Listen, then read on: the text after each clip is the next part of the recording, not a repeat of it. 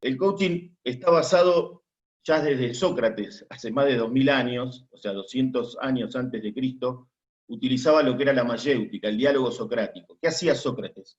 Sócrates, cuando conversaba con sus discípulos, él sostenía, él pensaba, que la verdad está oculta en la mente del ser humano. O sea, todo el poder, toda la verdad está dentro nuestro. El tema es conectarse con eso. Entonces, cuando un discípulo venía y le planteaba algo, él se lo cuestionaba, le empezaba a hacer preguntas que le incomodaban, lo desafiaba, porque él sostenía que venía con prejuicios. ¿Qué quería hacer? Que esa persona reflexionara, empezara a cuestionarse lo que estaba pensando.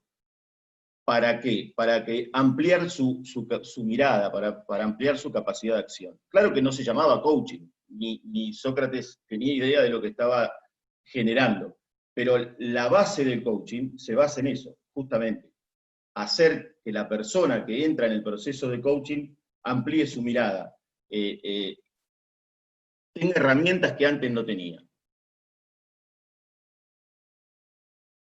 ¿Qué es el coaching? Acá tenemos una linda definición. Es la práctica donde una persona, o sea, el coach, en este caso yo, asiste al coachee. Llamamos coachee a la persona que viene y solicita el proceso de coach. Es un proceso, grábense esta palabra, proceso, en el cual se trabaja la generación de nuevas interpretaciones que dé acceso al coachee a mundos de acción que no tenía acceso con anterioridad. Fíjense, hablamos de proceso. ¿Por qué un proceso? Porque en el proceso, imagínense que lo que hay que trabajar en el coaching es el cambio de observador, el cambio de la forma que nosotros nos estamos comportando, nuestra forma de ser, que viene acumulada de años, años y años, y eso necesita un proceso para poder cambiarlo, para poder transformarlo. Y hablamos de interpretaciones. Las interpretaciones que son las que con las cuales nosotros vamos a pasar a la acción, a los mundos de acción. Por eso habla de tener acceso a mundos de acción que antes no teníamos acceso. ¿Por qué? Porque nuestra mirada, nuestra interpretación, nuestra manera de ver las cosas tiene un límite. Y de esa manera actuamos. Entonces el coach trabaja en ese proceso para poder lograr otras interpretaciones que nos dé acceso a otro mundo de acciones. Acá dice que el coach no resuelve, no aconseja. Claro, el coach lo que hace, asiste, acompaña, gestiona la complejidad para poder superarla. Claro, el coach no les va a aconsejar, no va a resolver, no va a, de por sí vamos a buscar resolverlo, pero el protagonista es el coachee, es quien viene a pedir el proceso de coaching, en que se acerca al coaching porque o tiene algún problema en particular, o siente que su vida hasta ahora fue un bien mal, bien mal, bien mal, siente que, como me pasó a mí, yo esta práctica la comencé hace más de 10 años, pero primero pasé yo por ese proceso, porque yo sentía que mi vida sí me iba bien, me iba mal, como dijo Charlie, tengo una vasta experiencia en todo lo que es marcas deportivas, en manejarlo desde las áreas comerciales, desde ahí comienza mi ligación con el fútbol, manejé Umbro, después Converse, Fila, me acuerdo con Umbro firmamos el primer contrato con Vélez cuando fue la gran famosa campaña de Vélez en los 90, pero yo iba por la vida, sentía que algo me estaba resonando a medida que fueron pasando los tiempos, me acordé de grande ya, pero pude lograr hacerme cargo de eso, darme cuenta y declarar y decir, necesito esto, no quiero más así, quiero vivir de otra manera, quiero vivir, y bueno, con este proceso de coaching, por eso lo internalicé yo, y después conecté con eso para poder brindarlo a otra gente. Es clave esto porque hay mucha confusión, el coach, la palabra coach es entrenador, y el entrenador sí resuelve, sí aconseja, el coach de coaching no. Acompaña, gestiona. Acompañar y gestionar quiere decir gestiona esto que hacía Sócrates. En una conversación lograr que la persona que viene con una forma de ser sea de otra manera, o simplemente venga y resuelva de una manera. Me ha pasado de hacer en 3 conversaciones de coaching, un jugador que se acercó a mí, me planteó un problema, lo resolvió y me dijo, bueno, listo, ya está, ya lo logré. Sirve momentáneamente, porque esa persona va a seguir mirando y va a seguir observando de la misma manera, no va a cambiar su forma de ser. Va a resolver eso. No hizo el proceso. Sí pudo resolverlo porque en la conversación que tuvimos le hice un par de preguntas, fue muy rápido para poder empezar a mirarlo de otra manera y lo resolvió. Pero quédense tranquilos que esa persona no va a cambiar su observador, no va a cambiar quién está haciendo. Probablemente le surjan otras cosas más adelante.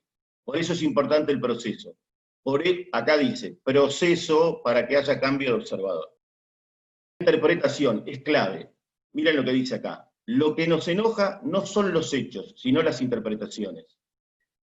¿Por qué? Porque todos somos observadores diferentes de la realidad. ¿Cómo se forma el observador? Desde que nacemos.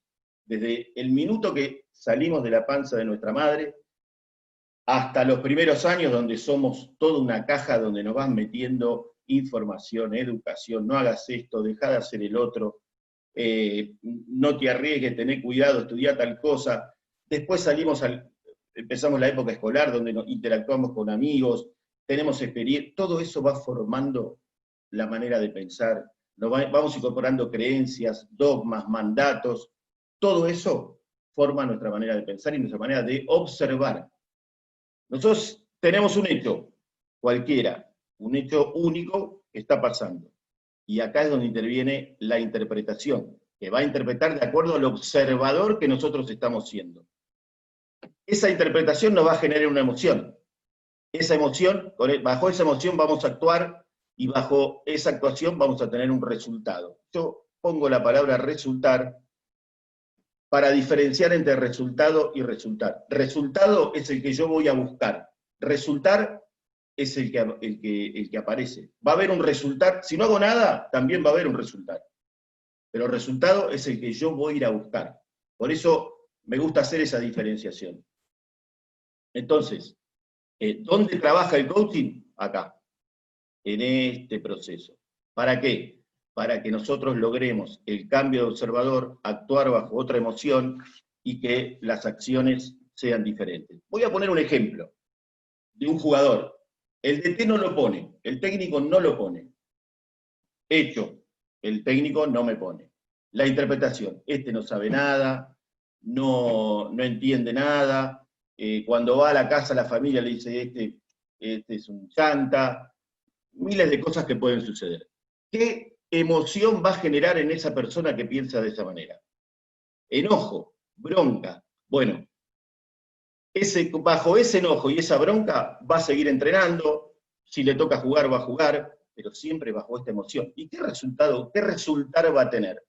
Si está actuando bajo una emoción de enojo o bronca hacia el técnico porque él piensa que el técnico no sabe nada, por eso no lo pone. Otra situación, el técnico no me pone, ¿qué interpreta el jugador? Y no sirvo, ya di todo lo que tengo que dar, ya no puedo más. Frustración, emoción de frustración. ¿Cómo va a entrenar? ¿Cómo va a ir? ¿Cómo va a jugar si lo ponen en algún momento con esta emoción? Así vamos a tener ese resultado. Ahora vamos al mismo hecho y pensar, ok, ¿qué está viendo el técnico en mí que yo no estoy viendo para que no me ponga?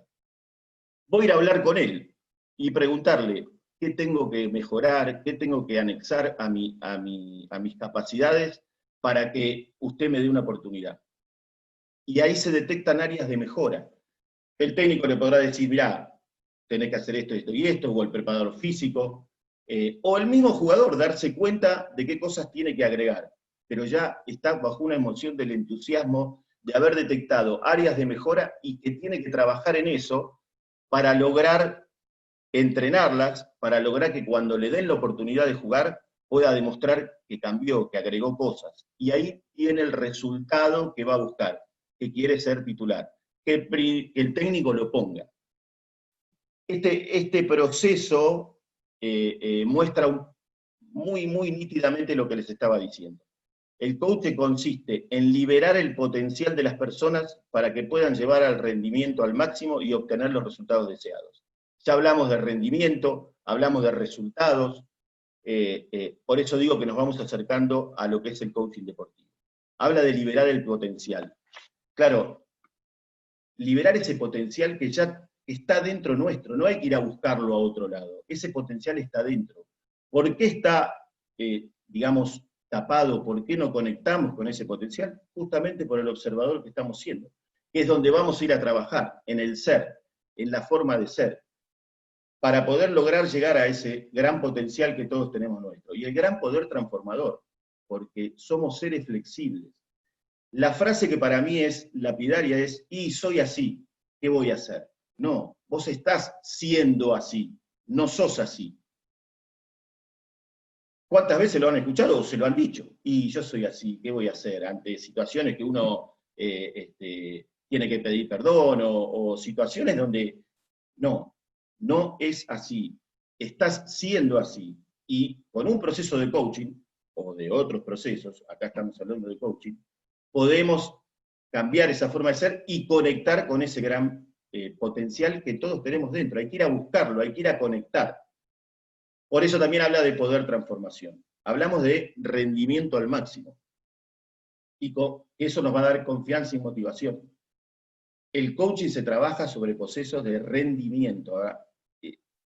Trabajamos sobre el rendimiento, no sobre el resultado. El resultado viene como consecuencia de haber trabajado sobre ese rendimiento. La ejecución, para que la ejecución sea lo más eficiente posible y lograr el resultado buscado. Por eso hablamos de resultados deseados y objetivos. La importancia del factor mental en el fútbol. Y bueno, encontré una respuesta de una persona que creo que algo entiende de esto, que dice, la fortaleza mental es un factor importante en la competencia. Esta es una nota de hoy mismo, de hoy a la mañana, que Pato de Latin Player, les cuento rápido, me dijo, mirá, no te la pasé porque eran las 4 de la mañana cuando la vi, pero fue maravilloso, porque Messi contaba en una nota que con todo este tema de la pandemia y del aislamiento, se dio cuenta que tenía que entrenar la parte mental, ya estaba medio como podrido de entrenar solo, y habla de lo importante que es el factor mental en la competencia. Porque todo esto nosotros lo hacemos para que se vea en la competencia. Todas las mediciones, todo lo que vamos a hacer respecto de la persona que va a pasar por este proceso, se mide en la competencia. Sobre todo el jugador. No en el entrenamiento, no. Todo se va a medir en la competencia, que es donde realmente va a servir. El rendimiento de un futbolista profesional se basa en 4 pilares fundamentales: técnico, táctico, físico y mental. La pregunta es, ¿cuánto tiempo le damos a cada uno? ¿Qué importancia le damos a cada uno? Ahora después vamos a ver más adelante a mí una imagen que a mí me resulta, la primera vez que la vi, me resultó muy, muy revelador de esto. ¿Cuánto tiempo le dedican por día a evaluar y a entrenar el factor mental? Repasemos el día de un jugador. Les quiero aclarar, la charla está más orientada al jugador porque obviamente que el proceso de coaching de un entrenador o de un dirigente, si bien se basa en exactamente lo mismo, pero tiene obviamente distintas cosas a entrenar, distintas cosas por ejemplo, el entrenador, qué tipo de liderazgo, de cómo transmite las cosas, en el dirigente, en otros factores. Pero en este caso, vamos a tomar como ejemplo un jugador. Entonces, el jugador se levanta a la mañana, desayuna, entrena, a veces en doble turno, porque el club se lo exige, o porque va y se anota en un gimnasio, o contrata un PF, un profe individual, se va a la casa, duerme la siesta, come, juega la play, teléfono, se va a dormir y al otro día entrena. ¿Cuánto tiempo le dedica al factor mental? Esta es la imagen que yo les decía. Pero fíjense, un iceberg, esta es la superficie. ¿Qué es lo que se ve? ¿Qué es lo que vemos? Esta parte, la parte técnica, táctico, física, en una persona que se ve, cómo actúa. Ahora, debajo de todo eso está la parte mental, que es la que sostiene todo esto. Nosotros tenemos 2 jugadores con las mismas métricas, la misma capacidad aeróbica, la misma velocidad, la misma técnica en pegarle, le pega con la izquierda, con la derecha, si es un arquero, vuela para los 2 palos de la misma manera, la misma velocidad, como sale. ¿Y por qué uno rinde más que el otro? ¿Por qué uno es más eficiente que el otro, exactamente por esta parte mental. Que está a propósito, de hecho, fíjense lo importante que es esto.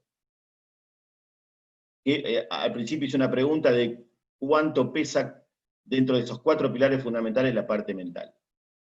Ahora vamos y nos adentramos en el coaching deportivo. Es el proceso, a ver un minuto, el proceso mediante el cual un coach se encarga de potenciar el talento y los recursos del deportista para hacer que su rendimiento crezca, a través de un plan de acción en el cual se establecen los objetivos que se pretenden alcanzar. Otra vez utilizamos la palabra proceso, que en coaching deportivo lo traducimos como el entrenamiento mental y aprendizaje. Cuando se habla de entrenamiento mental, también tenemos que pensar en la parte mental, el cerebro. En los últimos años, por suerte, aparece en escena la neurociencia. Que la neurociencia hasta hace no muchos años, para la mayoría, para mí por lo menos, era algo que se generaba en un laboratorio de la NASA, nada, estoy exagerando, pero era algo inentendible. En los últimos años la neurociencia se abrió y vino a aportar a las prácticas como el coaching, meditación, yoga, lo que quieran ustedes, qué produce en el cerebro todos estos cambios, cómo se producen.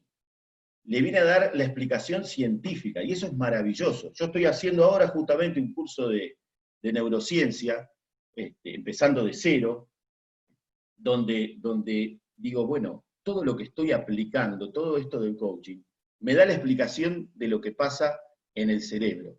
Y eso es maravilloso porque no es mágico, no es que, bueno, pasamos por el proceso, cambiar el observador, gestionar las emociones, todo eso produce algo, efectos dentro de nuestro cerebro, efectos electroquímicos, o sea, tanto de electricidad como de sustancias químicas, pero tiene toda una explicación, que después alguna cosita que aprendí las puedo manifestar. Pero volvamos a esto, volvamos al proceso de entrenamiento mental. ¿Por qué pongo deportista / persona? Porque acá el deportista, el entrenador, el dirigente, tiene que dejar paso a la persona.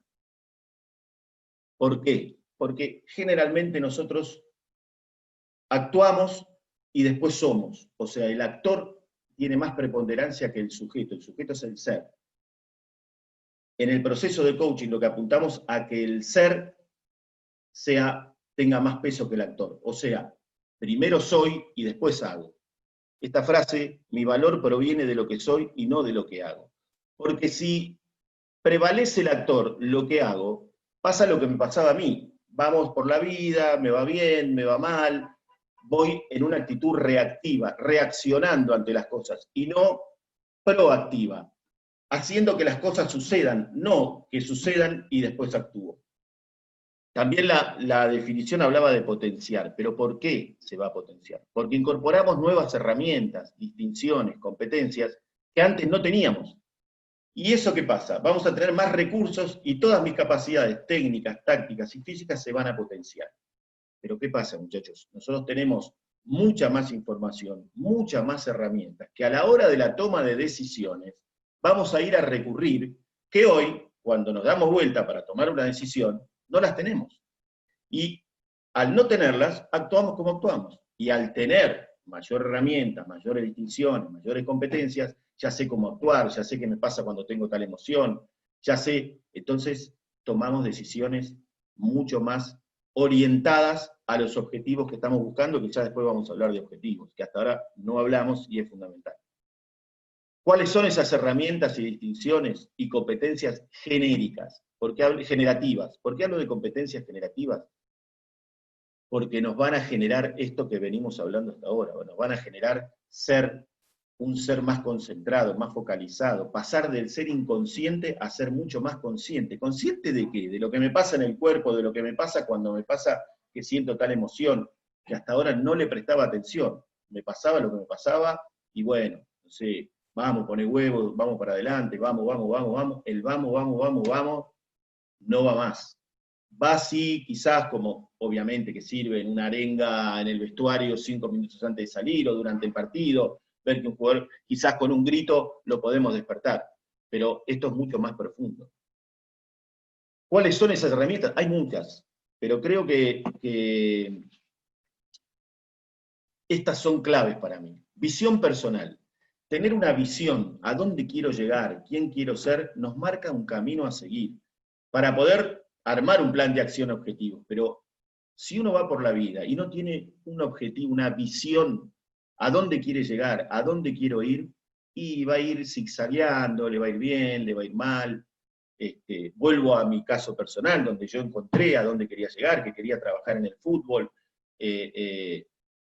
y desarrollar otras cosas que yo también tengo, y hoy lo estoy logrando. Hoy estoy charlando acá con ustedes, pero yo esto lo quería hacer, lo quería lograr.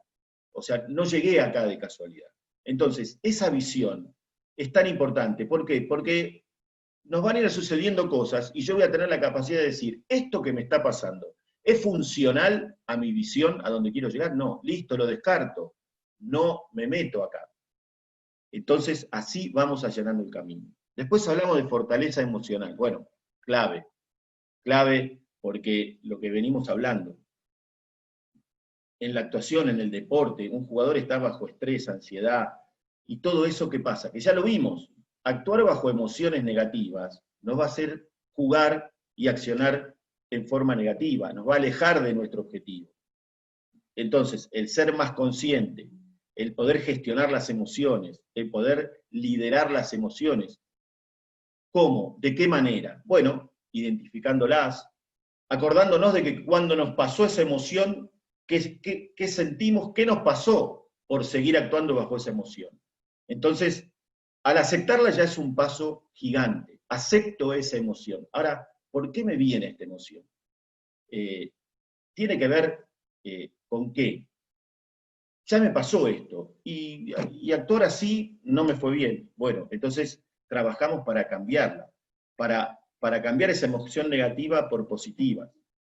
Claro que se puede lograr después de pasar por este proceso y de este entrenamiento mental, de estar más consciente. Imagínense, yo estoy consciente de lo que me pasa, entonces sé cuando me viene una emoción por qué me viene, o la acepto y sé cómo la puedo cambiar.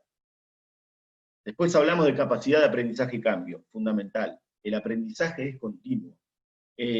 Una actitud abierta, de reviso y cambio, porque quizás lo que planeé no está logrando resultados, se revisa, y siempre esa actitud aprendiente.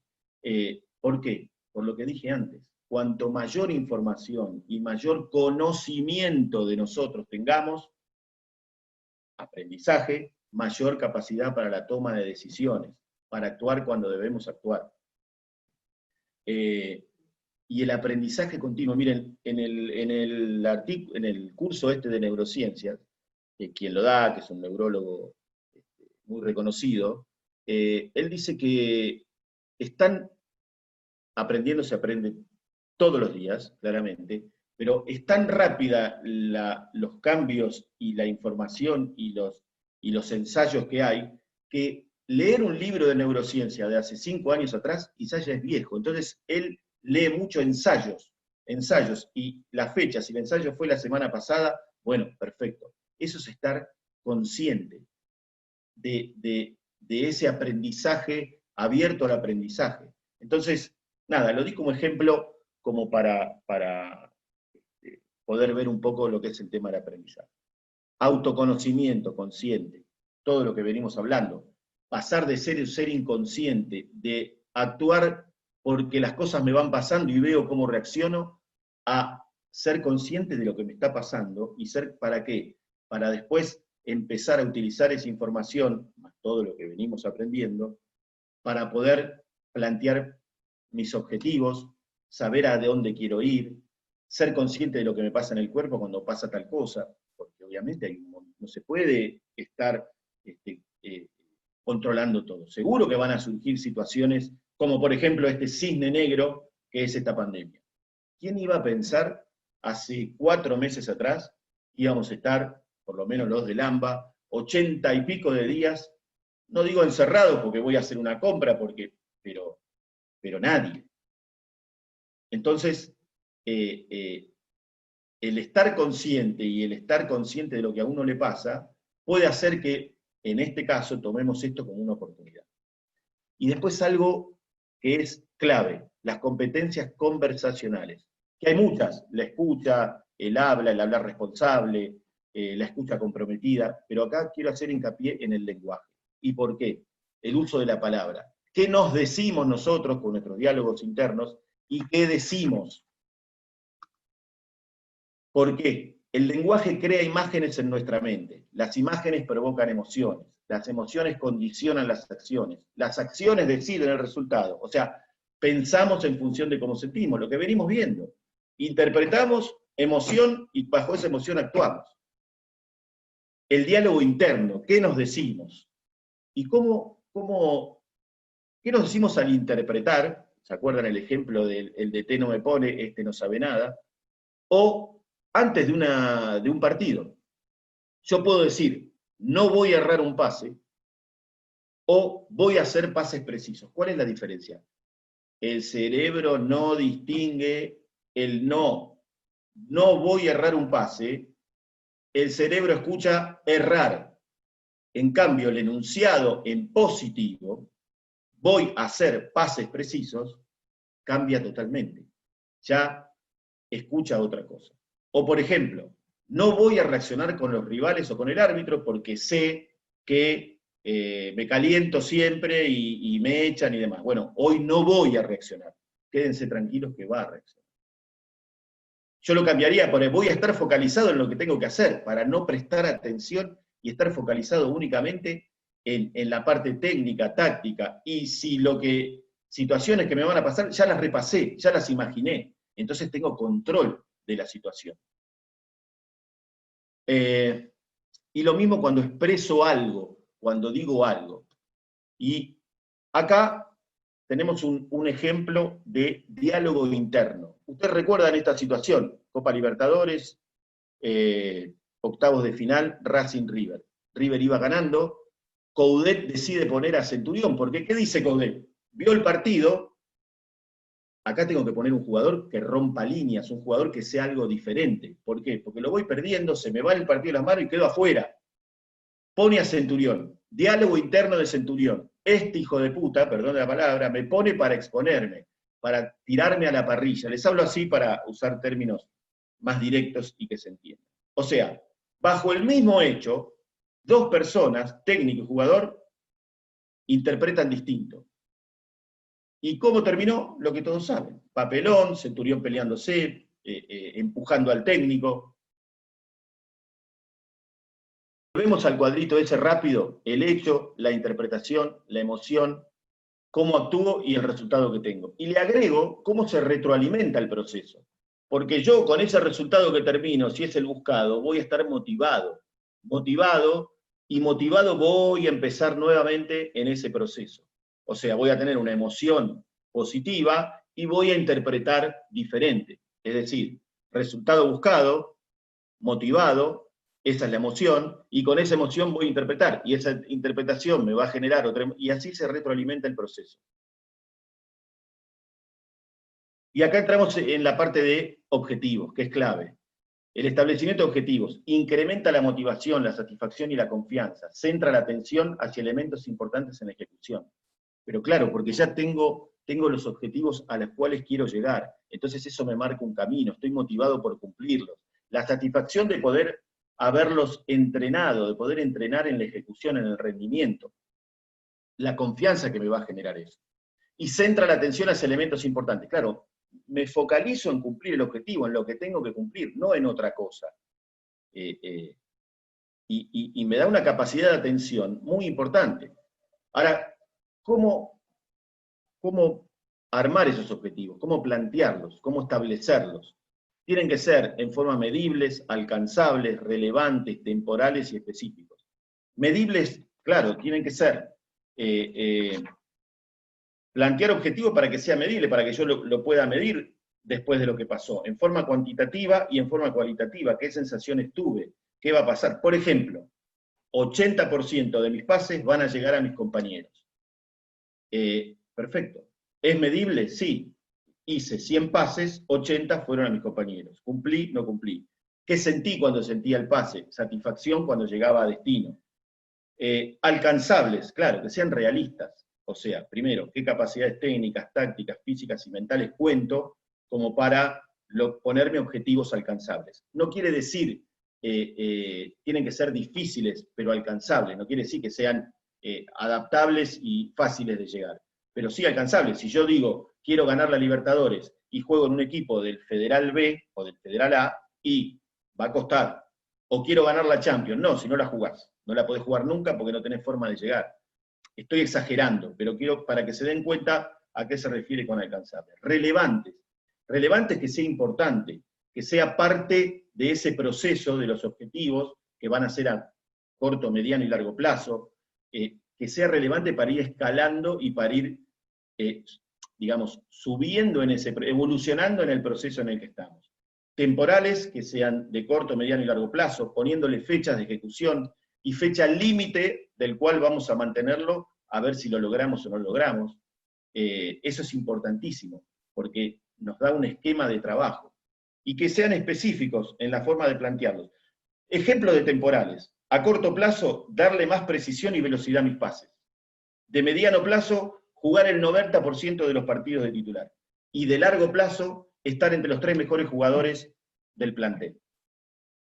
Se dan cuenta que todos tienen que ver con todos, todos están alineados, todos son relevantes porque de cumplir uno me va a permitir el otro y el otro me va a permitir llegar al otro. Están encadenados. Eso quiere decir cuando son relevantes. Y específicos, planteados en forma bien detallada. Es decir, por ejemplo, objetivo para hoy del partido. Anticipar o no permitir que el número 8, el volante por derecha, no reciba la pelota. Bien específico. Voy a buscar eso. No por lo único del partido. Claro que los objetivos tienen que estar alineados cuando los voy a plasmar con lo que me pide el técnico, ¿no es cierto? Esto no es una cosa aislada. ¿Qué buscamos con el coaching deportivo? Y ya vamos entrando en qué consecuencias nos puede tener. Lo que buscamos es formar jugadores con autoconocimiento, que se puedan autoevaluar, de autoeficacia, seguridad de que voy a hacer bien las cosas, autoconfianza, seguridad en lo que hago, porque sé lo que hago. Acuérdense de que yo el partido lo preparo antes, que entro con un protocolo de acción, autoestima, la valoración que hacemos de nosotros mismos. O sea, sé lo que puedo dar y lo que voy a buscar, mi valoración positiva, parado en mis valores, en lo que mejor sé hacer, en lo que quiero mejorar. Todo esto logra un jugador concentrado, enfocado en la ejecución técnico-táctica, porque claro, porque todo lo demás ya lo tengo incorporado, soy consciente de que si me pasa tal cosa, voy a hacer tal cosa, entonces ya no es una preocupación, ya me ocupo de lo que me dijo el técnico, de la táctica para este partido y de la parte técnica, ya lo tengo incorporado como un hábito. ¿Y de qué vamos a ser conscientes? En ser objetivos al momento de monitorearse, conscientes de sentirse involucrados de ser parte de la solución. Muchachos, esto si no nos hacemos cargo de ese proceso, quien lo está haciendo, no se va a sentir parte. Este ejemplo que les di del jugador que piensa que el DT no lo pone porque no sabe nada, es ponerlo en el otro, la responsabilidad está en el otro, yo no me hago cargo de eso. Consciente de reconocer pensamientos que no estén alineados con los objetivos. Recuerdan, si tenemos un objetivo, puedo separar lo que no me sirve. Reconozco este pensamiento, no me sirve para, listo, afuera. Lo reconozco, lo acepto, pero no lo... Sé que tengo que parar, que no me tengo que subir a eso. Porque algo que no les dije, si una emoción no se trata y uno la deja correr, se puede convertir en estado de ánimo. Y ahí es grave, porque el estado de ánimo, actuamos bajo ese estado ante todo. Jugando, no jugando, nuestra familia, en lo que sea. Consciente de reconocer el error como parte fundamental del aprendizaje. Claro.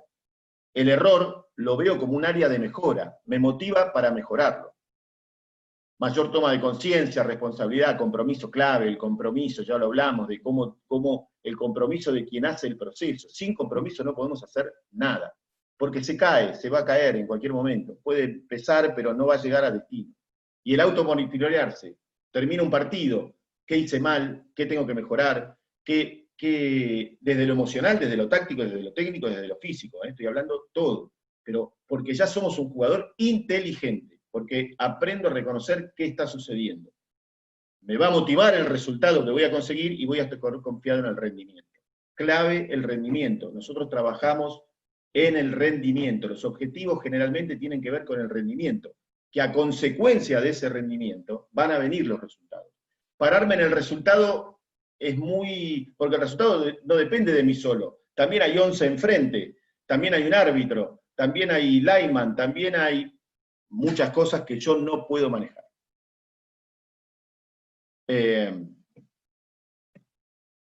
Y vuelvo a esa definición. El coaching consiste en liberar el potencial de las personas para que puedan llevar el rendimiento al máximo y obtener resultados deseados. ¿Por qué la vuelvo a poner?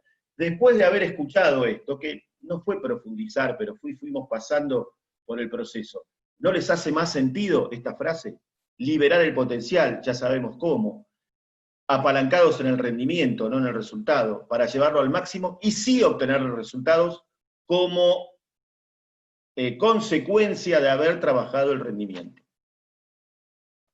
Después de esta charla, piensen quién están siendo y quién quiero ser.